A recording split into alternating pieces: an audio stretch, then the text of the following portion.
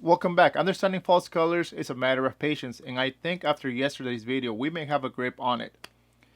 Yesterday's video was the beginning of everything. We started with high ISO because that's the original setting I had on day 4.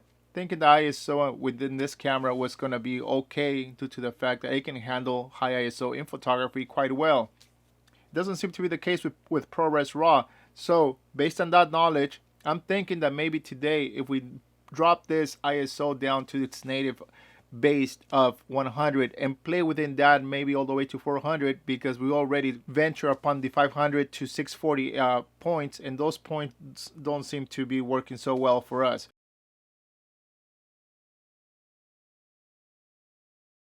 If you're playing catch up, please watch yesterday's video, day 7. It will guide you through the process of us capturing ProRes RAW at ISO 500 and 640. Let's go over our capturing devices to see what we got going on here so we can shape this image a lot better. Just like yesterday, we're capturing today in DX mode to simulate our 50mm lens of day 4. We're using the Nikon Z6 with a 35mm lens that's an f1.8.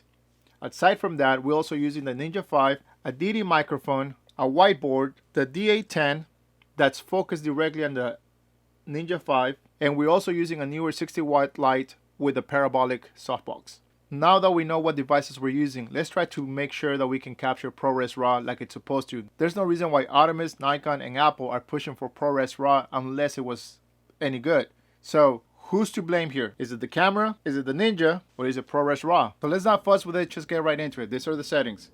Just like yesterday, this is our gray card, and this is what it looks like in our LumaWave. Right now, we're hovering over 0 100%. We're not touching 0 whatsoever anywhere.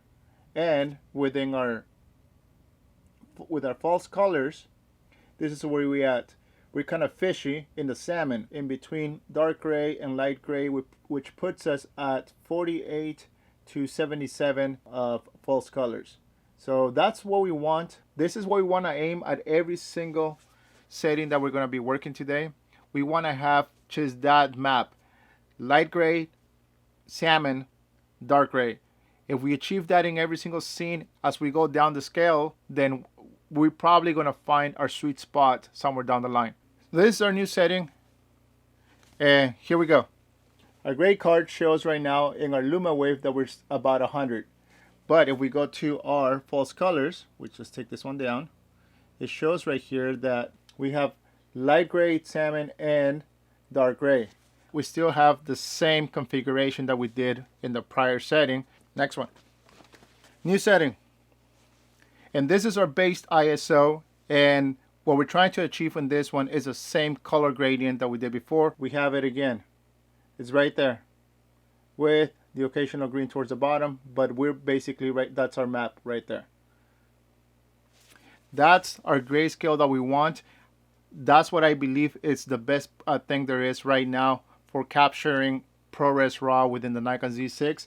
Let's take all these settings to the computer, look at them, and come back to the recap and compare this to the settings that we had yesterday and finalize this video. After going through all the settings, we have a clear winner between today's settings and yesterday's settings. Yesterday's, they were high ISO. Today, they were at its base. Yesterday's settings, with the highest ISO, with the most light incorporated into this area, had the best results. Even though they were noisy, it was not noise where it was grainy without detail. It was just luminance noise, if you want to call it, because it was just speckles of light. That's what it was. That's the type of noise that you get with ProRes RAW.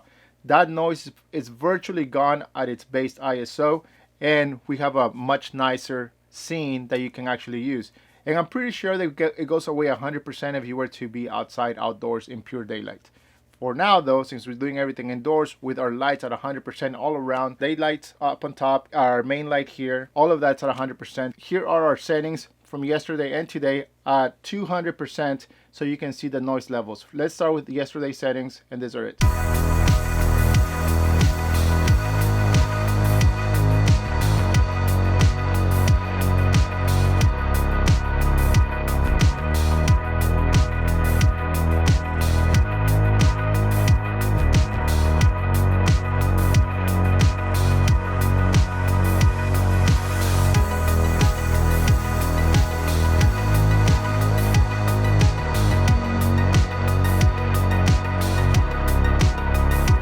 today's settings, these are it.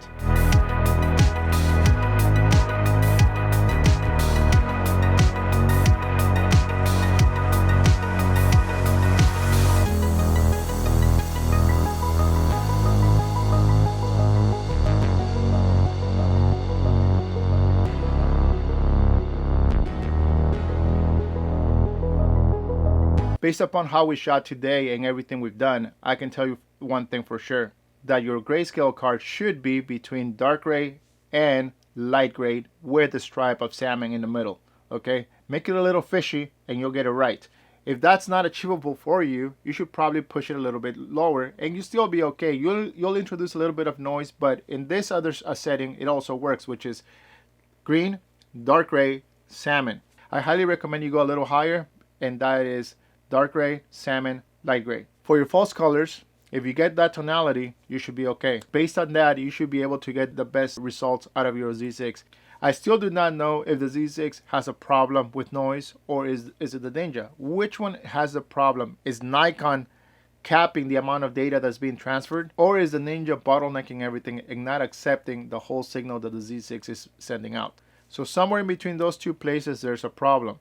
And it has to be addressed, because if I can capture better video within the Z6 at a higher ISO, then there's some kind of problem going on between here and here, and no one's addressing that, and they're blaming one or the other. Don't know who's to blame, honestly, because it would be impossible for me to know without seeing actual data sheets of what this guy is sending and what this thing is capturing. Is ProRes RAW the issue? Hope you learned something today. And I'll see you tomorrow at 5 p.m. See ya.